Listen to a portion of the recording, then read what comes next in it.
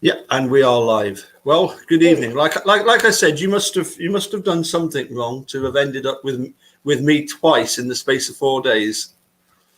I am Obviously, sorry about that. something in a past life. It must be, yeah. Anyway, just quickly, hope you enjoyed the rally on Saturday. It seemed to go down very, very well. Everybody enjoyed it. I must admit, it is difficult trying to do a talk during rally and not focus on making a murder stuff and evidence, So I Yes. so I tried to look at one or two other things, other documentaries, and of course, it was only this morning I discovered you're quite into the Daniel Holtzclaw case. Yes, it's another one that I follow closely, along with the Stephen Avery case as well. Well, do you want to just quickly give us an idea of when you first started following the Daniel Holtzclaw case and what sort of led you into looking at it? Yeah. Well, of course, with all of us who followed Stephen Avery, that immediately got me interested in other wrongful convictions. And I actually just by accident came across a documentary that was on YouTube called Lying in the Den by an investigative reporter by the name of Michelle Malkin. And she talked about this particular case of Daniel Holtzclaw, who was a former Oklahoma City police officer who was convicted of multiple rapes of African American women. And after listening to the documentary and the evidence that was presented and what he was convicted on, this was another case of wow, this is not right again. So I just stayed on board with this one as well, and both of these cases, like I said, got my interest very much, and I'm very involved in following up on these things and talking about them. Sure. I mean, interestingly enough, Daniel Holtzclaw is. I remember seeing Kathleen Zellner tweeting about both Daniel Holtzclaw, Ryan Ferguson, a victim of Larry Nesser. I'm sure there's. I think it was Amanda Knox. She was tweeting about quite a few different people, and I believe that she's had some involvement in Daniel's case. Could you clarify what Zellner's involvement has been so far? Yeah, at the beginning, it was she was very involved with his the criminal part for his post conviction relief. Right. As well. And of course, as we all know, she's been very, very busy with a lot of things. So she had moved off the criminal part and it was involved up until last December in his civil case because these victims are all suing Daniel Holtzclaw and the city of Oklahoma City there for lots and lots of money because of these alleged assaults that occurred. Yeah. So, and unfortunately, she's now not involved in the civil case anymore, but I know that she certainly has people that she refers that work closely with her. So I'm sure in some way she still is involved, just not officially. Yes, I think it's. Correct me if I'm wrong, but I believe that when she said that she was going to have to step aside from Daniel's case, it was on the understanding that she is still fully 100% in support of Daniel's innocence. Exactly, yeah, because she, that's one of the things that Kathleen Zellner talks about, that she will not take a case unless she's absolutely convinced that the person is innocent, and if she comes across later on that they are guilty, she will blow it wide open. She's said that several times in the past. So even though like I said, we've seen her stepping back on this case, like I said, she's still involved, just not head on. Yes, I mean it's. When was Daniel convicted? 2016 he was. Oh, right. Yes, and recently. Yes, not too long ago, and the sentence was 263 years. Is the sentence, and so they couldn't have rounded it up to around 270, couldn't they? Yeah, I mean, what's wow, just crazy. Just crazy. Absolutely, yes. So it certainly was one of the part of the appeal. The first appeal that they had there was the sentencing was just absolutely unjust as far as the number of years. 263. So it's very, very sad what's going on here. Yeah, I think I mean I've watched some of this. Obviously, there's this that the trial penalty. If you plead guilty, if you take the plea bargain, you might get 10, 15, 20 years. But if you decide to go to trial because you're innocent, if you lose, and let's face it, most of the time they lose. Yeah. Then this is what they do, isn't it? They make sure that you get basically buried alive. Yes. So 2016. So Kathleen Zellner probably did take on Daniel's case around about the same. Well, sorry, probably after taking on Stephen's case. Yeah, 2017 is when she came on board. With Daniel's case. So she was very involved in the Twitter world when she got on to that case as well back then. Yeah, and do we know, because obviously in the case of Stephen Avery, it was Kathleen Zellner was sent various messages by Sandy Greenman, and then eventually Kathleen Zellner came on board. But presumably, this didn't take too long to pique Kathleen's interest, did it? No, it didn't. I don't know who personally who reached out to her, but obviously it's certainly because of Daniel's position as being a police officer. Being convicted, and obviously, as those of us who know about this case a little bit, he was certainly set up by his own brothers and sisters of the law enforcement. And those we hear about the blue wall, the blue shield, where cops protect cops. And I was like, where was this with this? There was nothing. He was absolutely just absolutely run over, greyhounded, as I hear people call it sometimes, wow. Sure. And do we know how long Daniel had served in the police? He was not very long. He had a couple of years in. His father was a police officer. In fact, he still is, not in that department, and his father was in the military as well. So he was certainly following his father's footsteps as far as being a police officer. Right.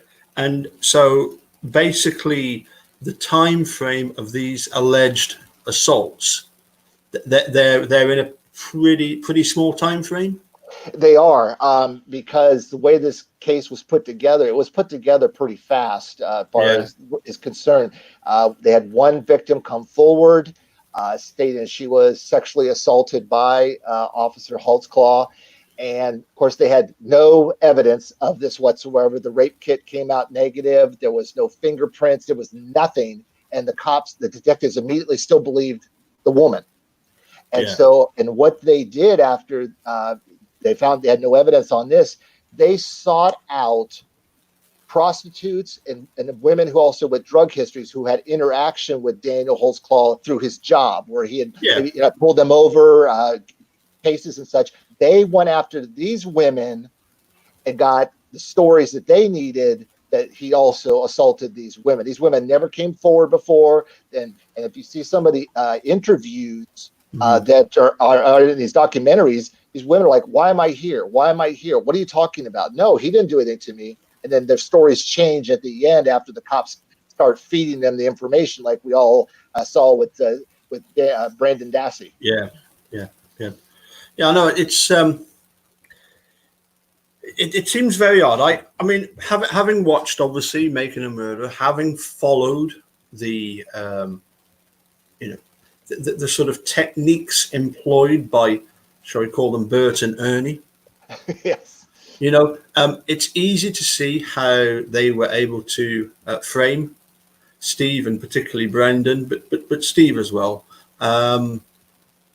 Obviously, with this supposed hoodlatch DNA that was actually a groin swab relabeled.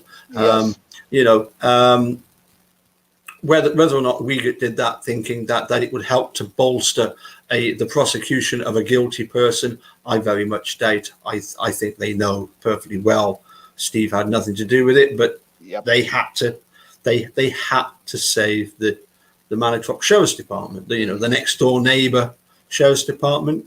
Yes. Yeah. Okay. But so we've seen how easy it is to wrongly convict. Well, first of all, wrongly accuse and then wrongfully convict. Because I think the accusation, once you've accused somebody, as Dean Strang once famously said, to be accused is to lose. Already you're on a very steep downward path, aren't you? But what I think what and Sherry is asking very much the same question. The $1 million question is: we know that they've got the means and the opportunity. Yes. But as I asked you a few minutes before we came on air, the motive. The motive, yeah. That's you wonder why. What Stephen Avery, we know, was the lawsuit. Yes. Was going to bankrupt the county and the embarrassment. Yes. From it as well. With what I've seen with Daniel Holtzclaw case, my personal opinion is that the police department did this to make themselves look better in the eyes of the minority community. Those of us who remember, there was a young black man who was shot by a white police officer in Ferguson 2 years prior to these things going on. So Oklahoma, it was already having, had a bad taste in their mouth because of that. And Oklahoma City wanted to improve their image. So I'm afraid that, my opinion is that Daniel Holtzclaw was a patsy to help the police department there look better in the eyes, like I said, of the minority community there in Oklahoma. By a patsy, you mean somebody they were willing to sacrifice. Yes. He's only been in a couple of years. We'll make an example of somebody. And just final for final clarification, such as I get my geography right. So Oklahoma is a state. Oklahoma is a state here, and it has a city called Oklahoma City. Oklahoma City, correct? Yeah. And Ferguson is another county or another city. Another city there in Oklahoma. Yes, and that's what. And it was a very bad, unfortunate shooting that happened a couple years prior to that. So, unfortunately, we've had a lot of these things happening here in the United States, especially recently. But we had a big one back in 1992 with Rodney King. And that led to the LA riots back in 1992. That's right. Yes. So, this has been going on for a long time, unfortunately, with that, the type of, bad blood between that community and police departments. Yes, it's kind of a bit vicious circle, I think, because there are undoubtedly times when the police will pull over somebody who has done absolutely nothing wrong and they feel aggrieved about it. But on the other hand, you've also got criminals running around and they need to be able to do their job, don't they? So it's kind of a tricky one. I mean, certainly the Rodney King case. I remember even here in the UK, we got that on the news, and it was not long after that, of course, O.J. Simpson trial went ahead, and possibly because of the feelings towards the was it the Los Angeles Police Department? Yes, the animosity towards them, that potentially that was one of the deciding factors in O.J. Simpson being acquitted. Exactly. Even some of the jury members said it was revenge for the Rodney King case. Absolutely. Right. Yes. Right. So, I mean, obviously, Oklahoma, very famous, of course, for Timothy McVeigh and the bombing. Was that 1993? 96. 96. Yeah. Oklahoma City, right there at the federal building. Yes. Yeah. Yep. And of course, there's a lot of speculation about that. Oh yeah. Absolutely. As to whether the idea that Timothy McVeigh did it alone and unaided. It just beggars belief. But there was one other gentleman. His name haunts me right now. I can't think of his name. That was also convicted with Timothy. But the two of them alone doesn't add. There's more to it than that. Yeah. Oh, I saw a documentary, and it was quite macabre because they asked one of the doctors. They said, you found something like 8 legs, but there was only 7 amputees, 7 people that had lost a leg, and it's like there's this spare leg going around, which is quite macabre and funny at the same time, But it's like you've got one person unaccounted for with a lost leg. Yes. There must have been someone else. But anyway, so yeah, there seems to be a lot going on in Oklahoma. So Ferguson would be fairly nearby. Okay, yeah, my mistake. Ferguson's in Missouri, but Oh, right. but it was very close to Oklahoma City. There's not much travel time Right. there. So my Right. bad on that one there. So I kind of blanked on that one there too. But that was still had a bad taste in that part of the country's mouth. What happened in 2014 there in Ferguson. So, and things were stirring up there in Oklahoma City prior to the Holtzclaw case starting as well. So that's what I believe led to this operation, almost really what it was, because you had some major players here involved again. You're talking about dirty cops. We're talking about another prosecutor by the name of David Prater, who had a history of questionable behavior as well in past cases. He's kind of like the Ken Kratz of this case as well. So you had a Elaine Taylor, who was the chemist who did the testing, who found this DNA on Daniel Holtzclaw's zipper, and they claimed that the only evidence they had was a little bit of a secretion on his zipper, and they said it came from vaginal fluid from a 17-year-old victim. Well, the chemist did not do a test that would confirm this whatsoever, but the prosecution said it was vaginal fluid, but there was no test that backed it up. So you got a chemist, that had questionable, behaviors as well. So you got a large conspiracy here, like we did with Stephen Avery. Mm-hmm. Okay, so sorry, just to retract then. So you've got obviously a situation where, as you explained, in Oklahoma, want to try and look good, and one of the ways of looking good was to do that. Is there any possibility that there was maybe a rogue policeman that was attacking some of these women? No, because there's certainly no evidence whatsoever. You only had one woman who claimed that she was attacked by, Daniel Holtzclaw. Her description of him was not of him at all whatsoever, as far as when you look at what she said and how Daniel Holtzclaw is made up. Yeah. But the rest of the victims were sought out by the detectives. None of them came forward.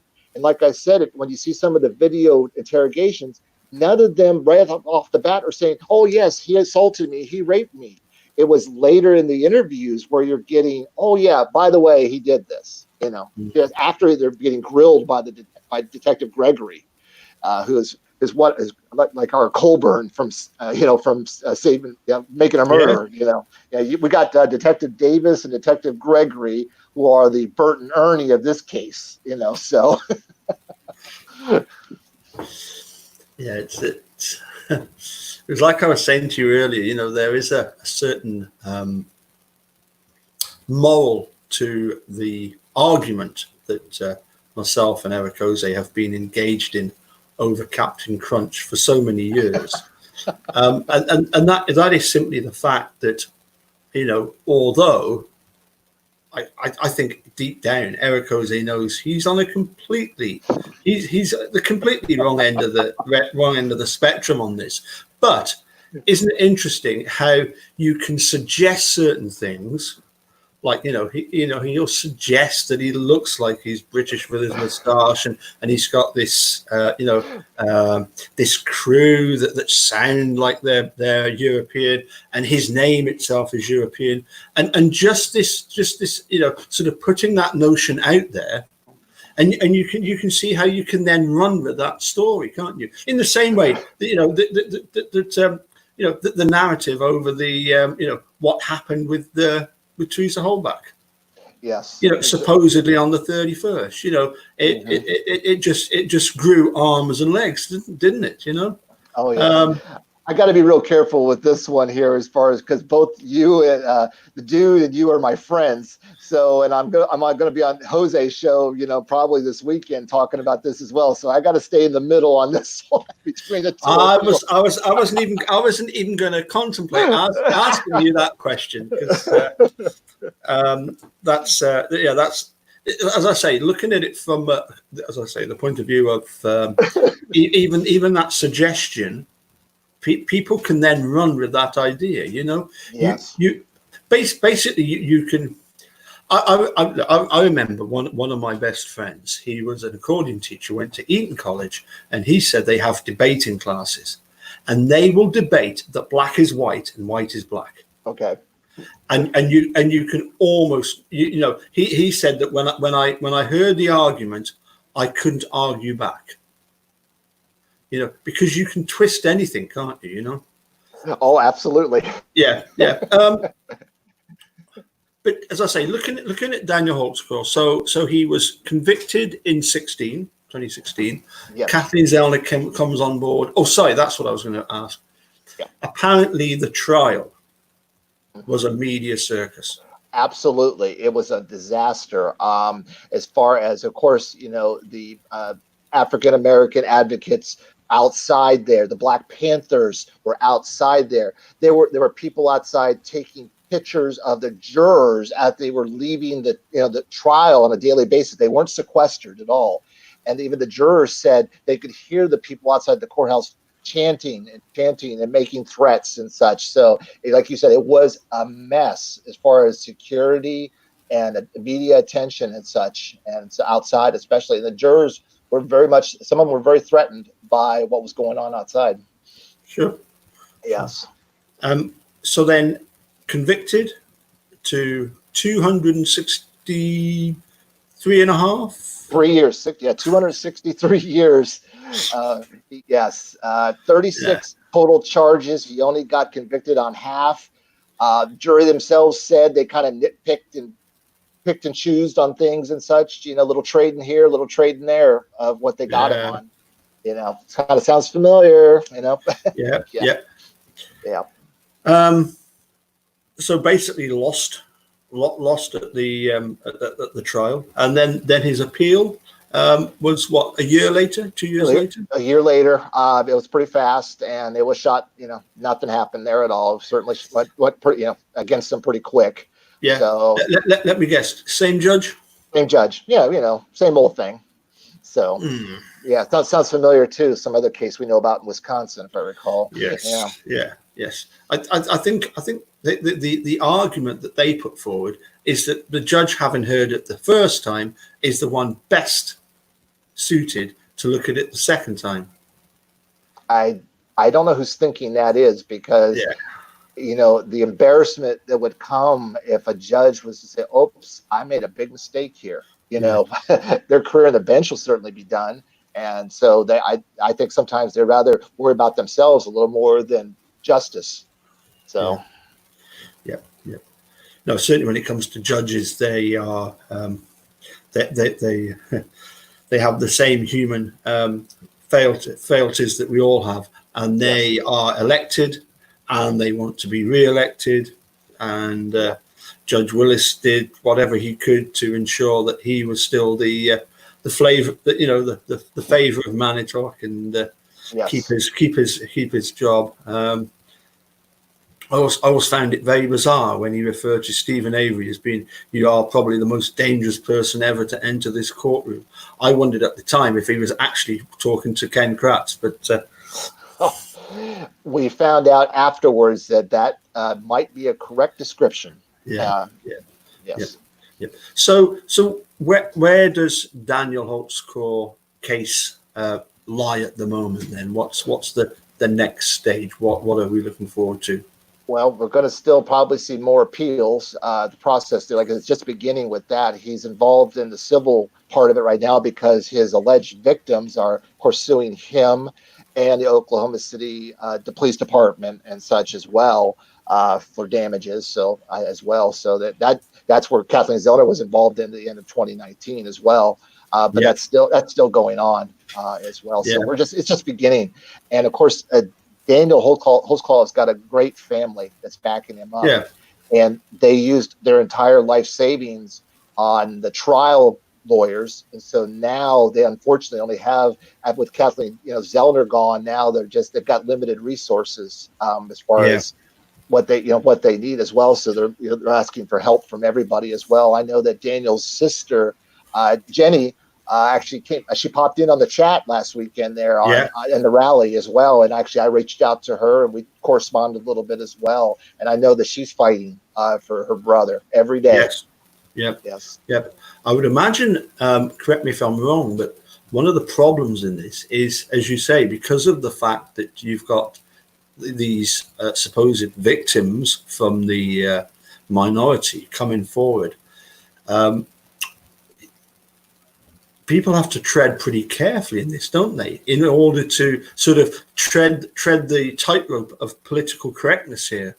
Yeah, especially recently with what happened with Mr. Floyd here, in the United States as well, and what's going on right now throughout the United States. Yeah, you got to be very careful. It's unfortunate that the alleged victims all came from a particular walk of life. They did have criminal records. Unfortunately, they had drug addiction issues, and many of them prostitution as well. So, so that unfortunately, that's kind of a dark shadow with this as well. And like you said, you got to be very careful right now with that. Yes. Yeah. And correct me if I'm wrong, but Daniel Holtzclaw is there's a certain element of Asian in him.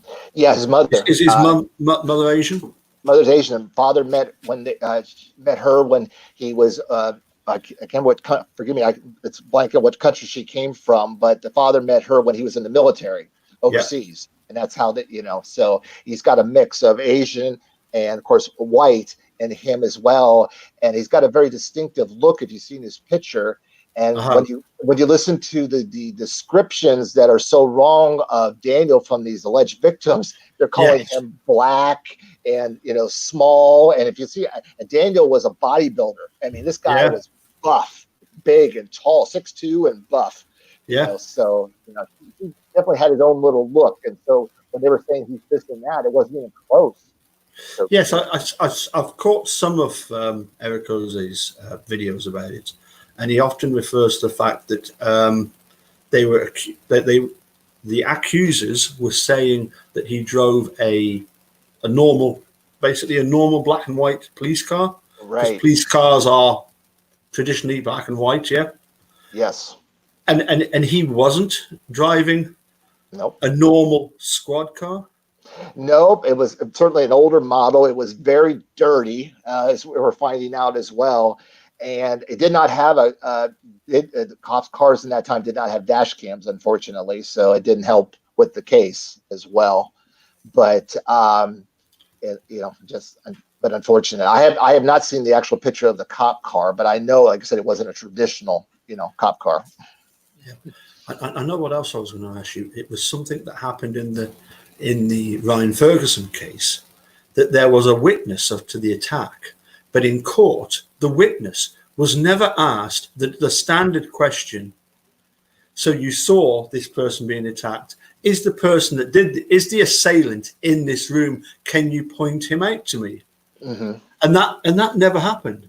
No, that never happened in this case at all as well. Is that the fault of the defense then? For the defense is supposed to say, hold on a sec, why haven't the prosecution done the usual thing of, can you identify that person today? Exactly. There's a lot of things that are very wrong what happened during this trial. We're finding out now that the prosecutor and Daniel's defense lawyers are buddies, and they're very close buddies as well.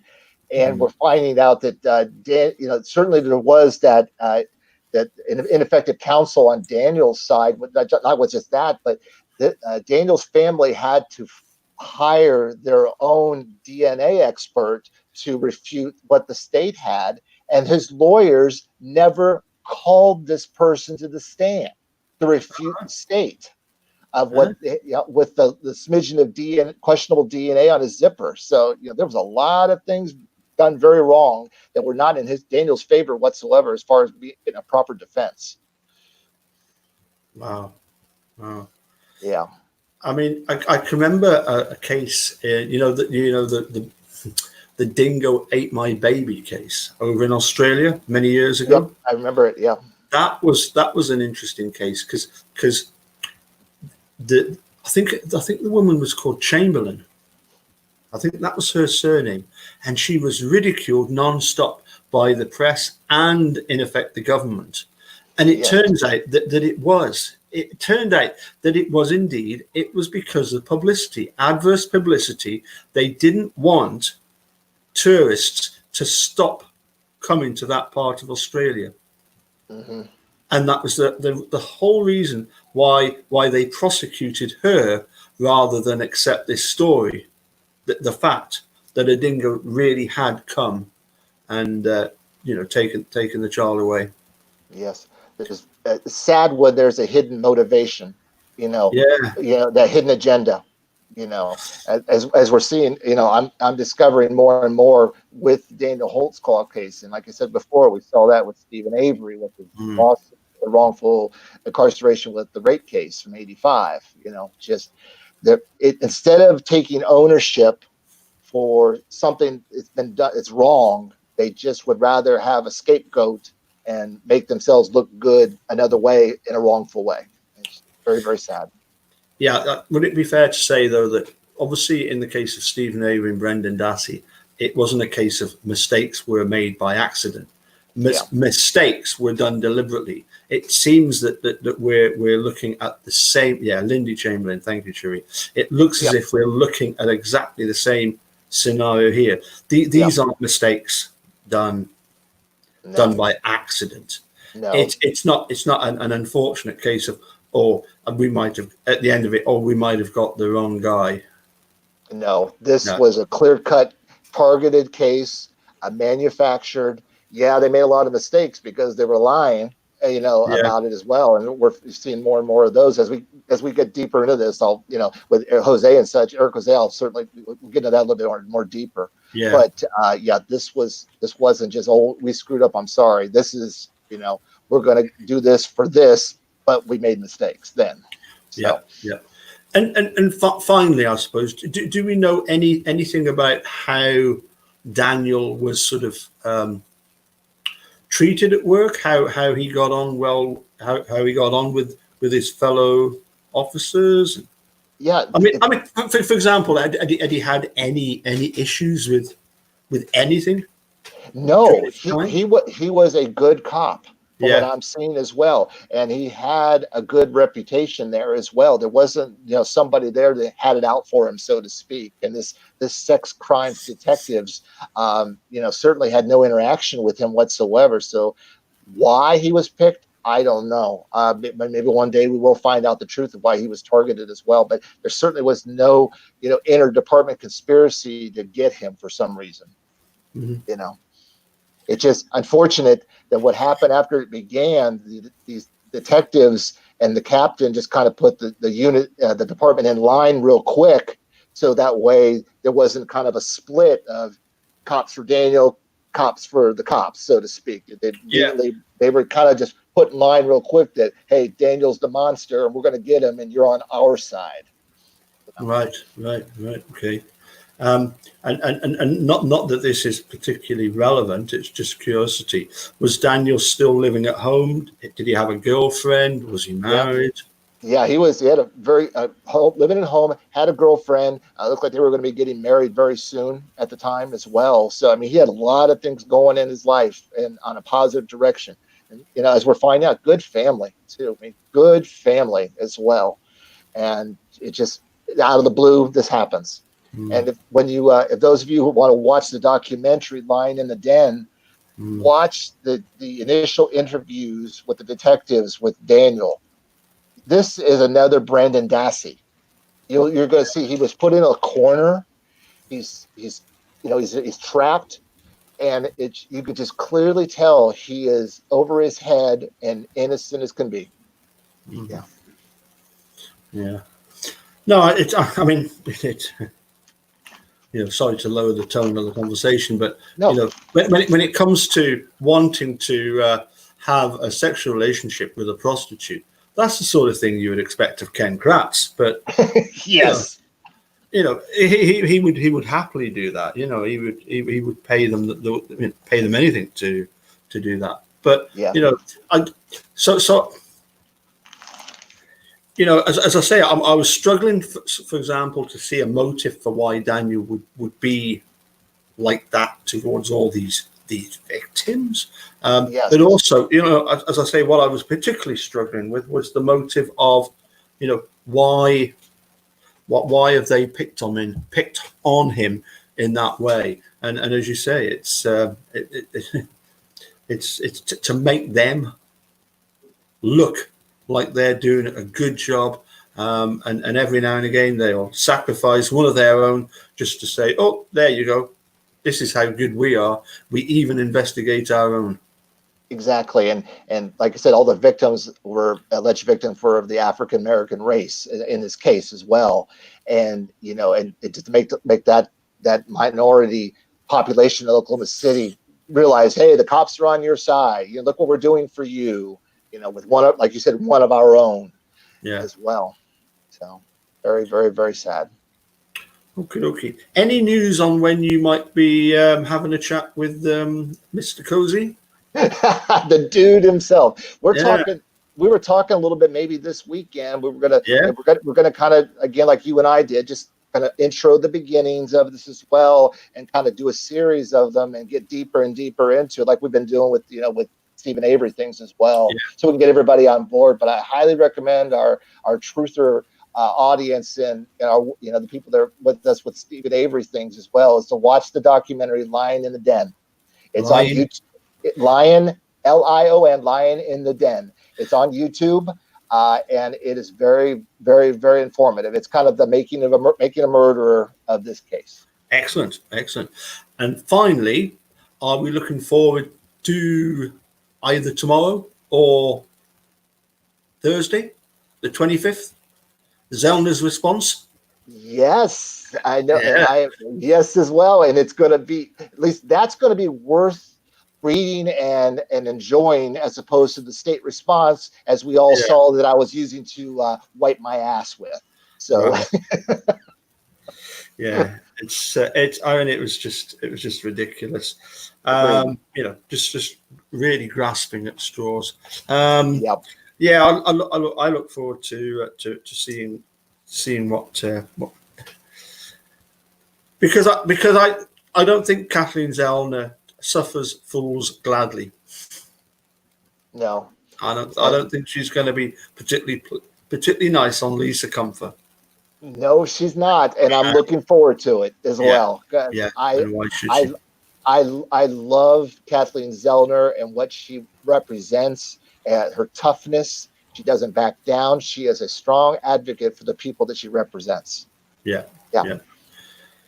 Okay. I'm gonna. That is nearly 40 minutes, and we seem to have been chatting for about 10 minutes. Isn't that incredible, eh? Yeah, just good stuff. We start going and. Well, I hope so. Listen, I'm going to say cheerio. It's coming up now for 11 o'clock here. We must be coming up for about 6 o'clock where you are. 6 o'clock here in Ohio, USA, Central Ohio, USA. When does it sort of start getting dark?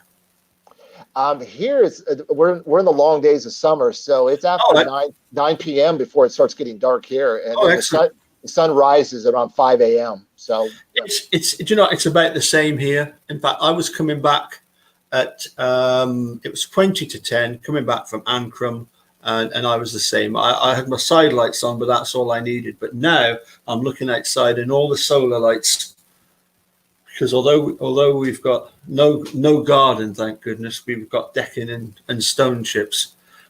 She did insist on getting a load of solar lights that I had to put up. So they've all come on. So it's looking very pretty, because it's pitch black out there now.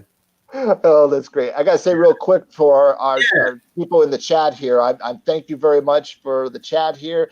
Thank you for the compliments on my skit that I submitted. My wife and I submitted for the last weekend. So thank you very much. I appreciate it. Absolutely. Yep.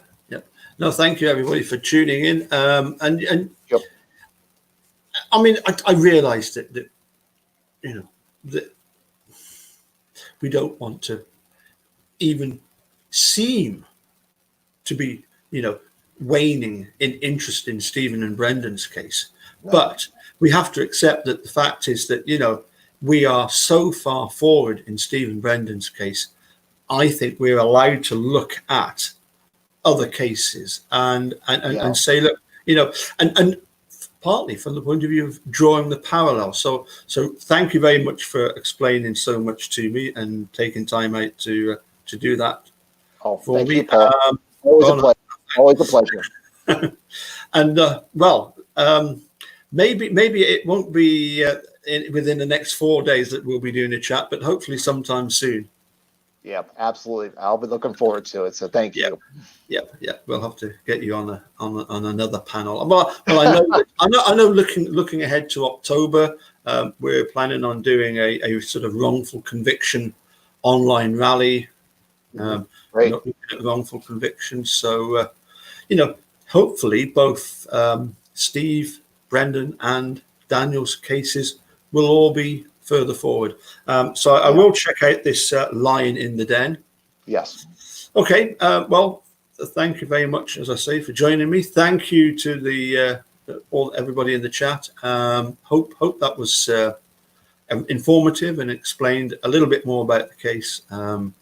Certainly from somebody that had very little knowledge whatsoever. I'm much better informed about it. So thank you very much. Thank you, Paul. Take care, everybody. And okay, cheers. Bye for now.